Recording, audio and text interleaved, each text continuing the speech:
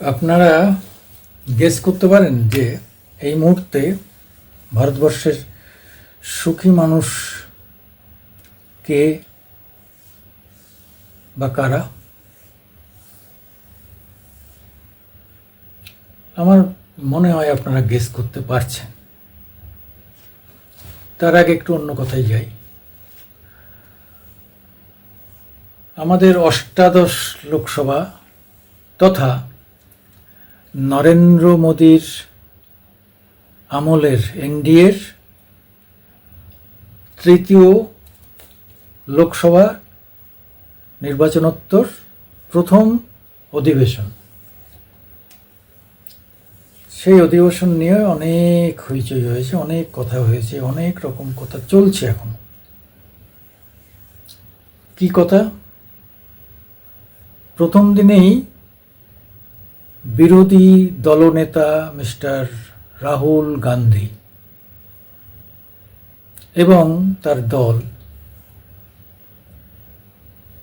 আমাদের যে কনস্টিটিউশন, আমাদের যে সংবিধান, পবিত্র সংবিধান, আমাদের প্রিয়াম্বেল, সেই পবিত্র সংবিধানের নকল কপি, ছোট ছোট কপি করে দিয়ে হাজির হয়েছে। কি এটাও একটা ব্যাড প্র্যাকটিস। আমাদের কনস্টিটিউশন তার আকারের ছোট ছোট তৈরি করে সেটা নিয়ে প্লাকার্ড বানানো, মানে এটাও সংবিধানের খেলাপ, সংবিধানকে অসম্মান করা, অবমাননা করা, সেটা তারা করেছে। কারণ তারা বলছেন মোদির আমলে সংবিধান সুরক্ষিত নয়। সুরক্ষিত নয় মানে সংবিধানের বিরোধী কি করেছে একটা কাজ, বলো সেটা কি বিরোধী কাজ করেছে? সংবিধানের বিরোধী কি কাজ করেছে? সংবিধানের পরিবর্তন করবে, তো সংবিধানের পরিবর্তন কি করে করবে? দেশের ভোট হলো, ওত নেওয়া হলো, যে সংবিধানের সিদ্ধান্ত মেনে রাতারাতি সেই সংবিধান নতুন করে কি করবে? আরে বোকা, সংবিধান রচনা করতে গেলেও তো অনেক কয়েক বছর লাগে। আমাদের সংবিধান তো প্র্যাকটিক্যালি পুরো রচনা নয়। 235 সালের ব্রিটিশদের যে কনস্টিটিউশন, সেইটাকেই একটু ডাইনে বায়ে করে আমাদের 1950-এ আমাদের বি.আর. আম্বেদকরের যে কমিটি, তিনি চেয়ারম্যান ছিলেন, তারা করে টোরে একটা দাঁড় করিয়েছেন। খুব বিরাট কিছু করেননি। তারপরে সেটার 106 টাইমস, 106 টাইমস, 106 বার তার সংশোধন হয়ে গেছে। এবং বেশি দিন যেহেতু সরকারে ছিলেন রাহুল গান্ধী, তার বাবা, ঠাকুরমা, তারও বাবা, অর্থাৎ প্রপিতামহ, ফলে তারা 106 বারের মধ্যে 100 বার তো তারাই বলতে গেলে চেঞ্জ করেছেন। ইনিও তো মানে মোদিও তো 10 বছর কাটালেন। 10 বছর কটা সংশোধন করেছেন? 2 না 3টে। জনতা সরকার ছিল বিশ্বনাথ প্রতাপ সিংয়ের আমলে, কোথায় কোনো চেঞ্জ হয়নি তো। দেবেগৌড়ার আমলে অল্প দিন হলেও তখন তো কোনো চেঞ্জ হয়নি, কেউ চেঞ্জ করতে আসেনি। জনসংঘ ছিল এদেশে, তারা কোনো চেঞ্জ করেনি। অন্য কোনো দল তো কোনো কনস্টিটিউশন চেঞ্জের কথা বলেনি। কনস্টিটিউশন ম্যাক্সিমাম তো আপনারাই চেঞ্জ করেছেন। হে রাহুল গান্ধী, নামটা বলে ফেললাম, যাই হোক, রাহুল গান্ধী সব থেকে আপনারাই বেশিবার চেঞ্জ করেছেন। আরও ঘটনা দেখুন, ভারতবর্ষে আর একটাও পরিবার দেখবেন যেখানে আপনি দল দলনেতা লোকসভার, আপনার মা রাজ্যসভার সদস্য, তিনি স্বভাবতই ওখানেও দলনেত্রী হবেন। রাজ্যসভা যদি এখনো ডিক্লেয়ার্ড হয়নি। আপনার বোন প্রিয়াঙ্কার জন্যে ওয়ার্নার আপনি রেখে দিয়েছেন, ওখান থেকে কেরল থেকে জিতবে, ওখানে মুসলিম ভোটার কাছে জেতার ক্ষেত্রে কোনো সমস্যা নেই। কারণ হচ্ছে মুসলিমদের আপনারা বুঝিয়েছেন যে মোদি সব পরিবর্তন করে তোমাদের দেশ থেকে তাড়িয়ে দেবে, কাজেই সবাই মিলে ভোট দিয়েছে। এটা মানে মানে মানে কি বলবো, ফিয়ার সাইকোসিস তৈরি করে মুসলিমদের, একটা মুসলিমও বিজেপিকে ভোট দেয়নি এই একটা প্রচারে যে সংবিধান চেঞ্জ করবে। আরে নির্বোধ, সংবিধান চেঞ্জ করতে গেলেও তো 3 বছর লাগবে সংবিধান লিখতে। সংবিধান লিখতে গেলে এই সংবিধান লিখতে ক বছর লেগেছে? একটা সংবিধান লিখতে গেলে তো 2-3 বছর সময় দিতে হবে। তার জন্য একটা কমিটি করতে হবে যারা এই সংবিধান সংশোধন করে লিখবেন টিকবেন। তাতেও তো দেখা যাবে 5 বছর কেটে যাবে, এবং সেটা পাশ করাতে হবে, অনেক রকম তার মানতে হবে। আরে এক নেশন এক ইলেকশন, সেইটাই করতে পারছে না। একটা ইউনিফর্ম সিভিল কোড সেটা পাশ করতে পারলো না, আর একদম নতুন সংবিধান নিয়ে আর নির্বোধের দল। যাই হোক, অনেকে বুঝছেন, শিক্ষিত মানুষেরা তারা বুঝেও কিছু তাদের খুব একটা ভূমিকা নেই, তারা এ নিয়ে এত ভাবেন না। কারণ আমাদের দেশের সত্যি শিক্ষিত মানুষরা যদি সত্যিকার সঠিকভাবে নিউট্রালভাবে ভাবতে পারতেন, তাহলে আমাদের অনেক আগের থেকে অনেক পরিবর্তন হতো। 70 বছর এই অন্ধকার জগতে থাকতে হতো না। 1975-এ হিম্মত হতো না ইন্দিরা গান্ধীর করা, জরুরি অবস্থা ঘোষণা করা। তারা মুসলমানের এত প্রিয় কথা বলছে, নাশবন্দি কে করেছিল? সঞ্জয় গান্ধী। এসে মুসলিমদের করে দেওয়া হচ্ছিল, নিউট্রাল, তাদের জনন ক্ষমতা, প্রোডাকশন ক্ষমতা কমিয়ে দেওয়ার জন্য অপারেশন করা হচ্ছিল। ভুলে গেছেন? তারা কে করেছিল? সঞ্জয় গান্ধী করেছিল। তারপরে যখন দেখলেন যে তো সর্বনাশ, তারপরে অনেকেই মনে করেন যে তার সকালবেলায় করে প্লেন ওড়ানোর অভ্যাস ছিল, সেখানে কোনো কারুকার্য করে টোরে যে তার প্লেন ক্রাশ করে দেওয়া হয়েছে। যদিও এটার কোনো প্রমাণ নেই, কিন্তু এটা নিয়ে প্রচুর আলোচনা হয়েছে, সমালোচনা হয়েছে। তা এই যে জায়গাটা, আরে সংশোধন করে কি করেছেন সর্বনাশ? প্রথম ধর্মনিরপেক্ষ কথাটা এনেছে ইন্দিরা গান্ধী। কেন ধর্মনিরপেক্ষ শব্দটা আসবে? এটা তো আসার কোনো দরকার ছিল না। এখানে তো ধর্মের কথা আসার প্রশ্নই নেই।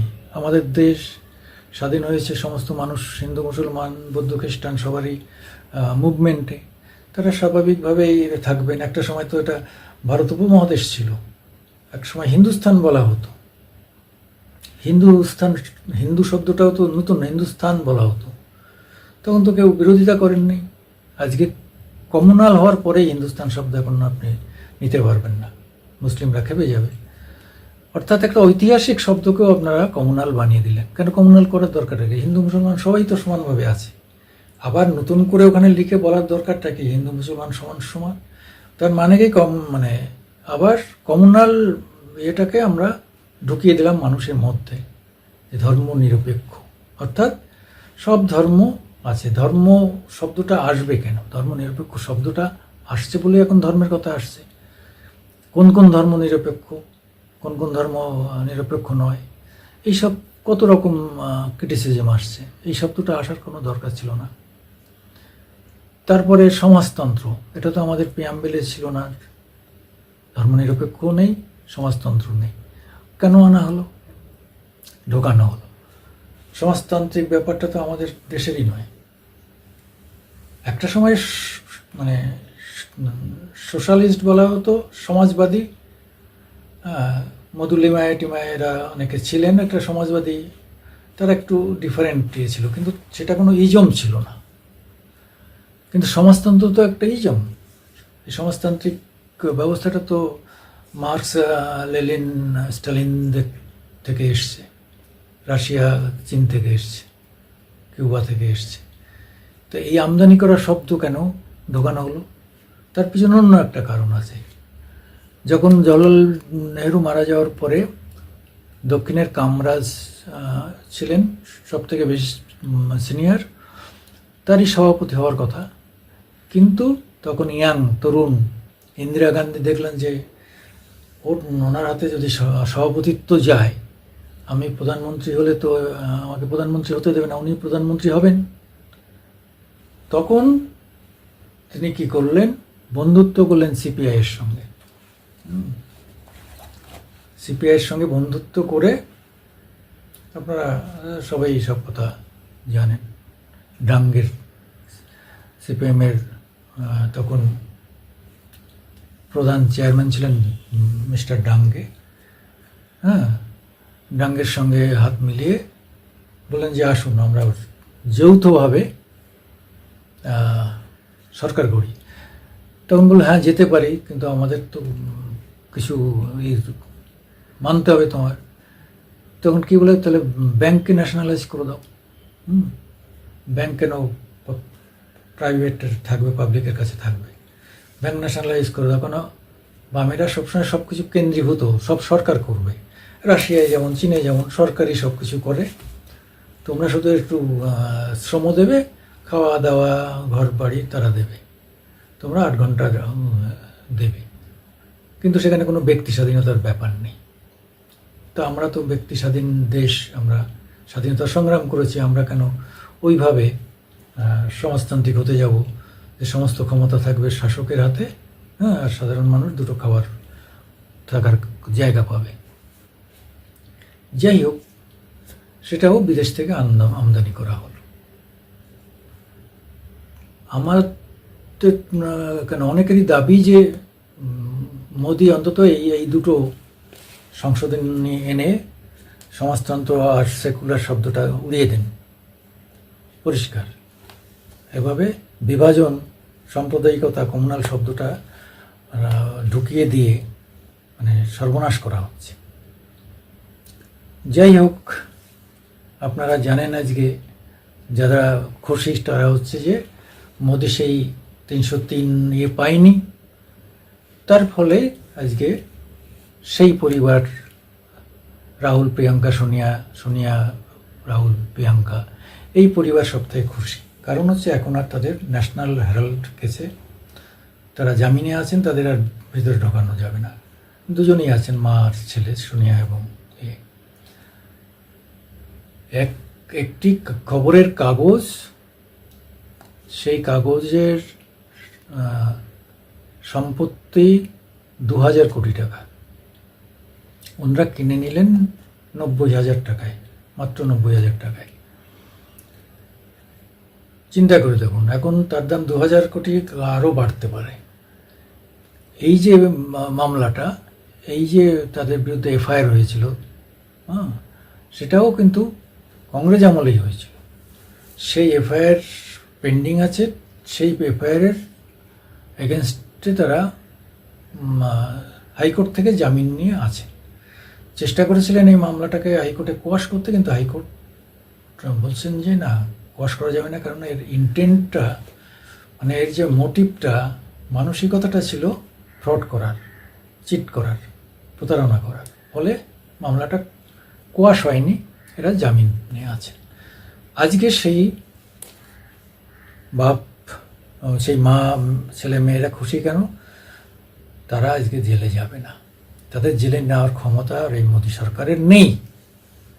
কারণ হচ্ছে যে তাদের অ্যারেস্ট করলে এখন যেহেতু বিরোধী দলনেতা, অনেকের পারমিশন নিতে হবে, হুট করে তাকে অ্যারেস্ট করা যাবে না, অনেক রকম ব্যাপার আছে, সহজ হবে না। মুখ্যমন্ত্রী কেজরিওয়ালকে অ্যারেস্ট করা সহজ হয়েছিল, কিন্তু বিরোধী দলনেতা এবং তার যা ক্ষমতা 234 তার দলে, যদিও এই 234 থাকবে কিনা সে নিয়ে সন্দেহ আছে। সব নিয়ে একটা দারুণ ঘটনা ঘটতে চলেছে। আগামী দিন যে কি হবে, এই মোদী সরকার কি করবেন এখনো বোঝা যাচ্ছে না।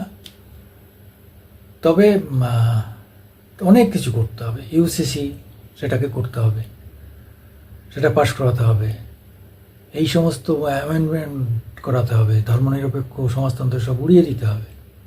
আমাদের অরিজিনাল যে কনস্টিটিউশন সেইভাবে থাকবে। আগামী দিনে অনেক কিছু করার আছে। মানুষ যাতে আরও বেশি কাজ পায় তার ব্যবস্থা করতে হবে। হ্যাঁ, ব্যাংকে যে ইন্টারেস্ট আমাদের দিতে হচ্ছে বেশি, হাই ইন্টারেস্ট, সাধারণ মানুষকে কম ইন্টারেস্টে লোন পাইয়ে বিভিন্ন রকম ব্যবসা বাণিজ্য করতে হবে। সুব্রমণ্যম স্বামী ঠিকই বলেছিলেন যে সাধারণ মানুষ থেকে কর না হবে কেন, কর কজনে দেয়? 2-2.5 কোটি লোক দেয় 142 কোটির মধ্যে। আর হয়তো অনেকেই ফাইল করেন, সেই ফাইলে তাদের কিছু দিতে হয় না, নীল, মাঝখান থেকে ওই চার্টার অ্যাকাউন্ট বছরে 10-15 হাজার টাকা খেয়ে নেয়, আর কিছু হয় না। ইসের ক্ষেত্রেও তাই, জিএসটির ক্ষেত্রেও একই কথা বলা চলে। জিএসটি আজকে 20 লক্ষ টাকার ব্যবসা না হলে জিএসটি দেওয়া হবে না, কিন্তু 20,000 টাকার ব্যবসা করলেও আপনাকে জিএসটি দিতে হবে। দেওয়ার পরে এবার আপনি ফেরত পাবেন কবে, সেই স্টেটমেন্ট জমা দিতে হবে। বিভিন্ন ধরনের প্রক্রিয়ার মধ্য দিয়ে চার্টার ধরে টরে আপনাকে রিটার্ন জমা দিতে হবে, তারপরে আপনি 2-4 পয়সা আবার ফেরত পেতে পারেন। তো এত জটিলতায় সাধারণ মানুষকে নিয়ে, এই জটিলতার থেকে না বের করতে পারলে, সীতারামন আবার ঘুরে এসছেন। আমরা চেয়েছিলাম যে নতুন অর্থমন্ত্রী আসুক, সীতারামন হটে যাক, কিন্তু সেই সীতারামনকে লোকসভায়ও দাঁড়াতে হয়নি, চলে এসছেন, আবার কোনো জায়গা থেকে রাজ্যসভায় প্রার্থী করে নিয়ে চলে আসবেন। এইসবগুলো আমরা এর বিরোধিতা করি।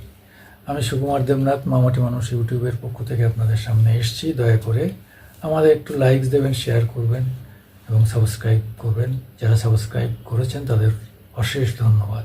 নমস্কার।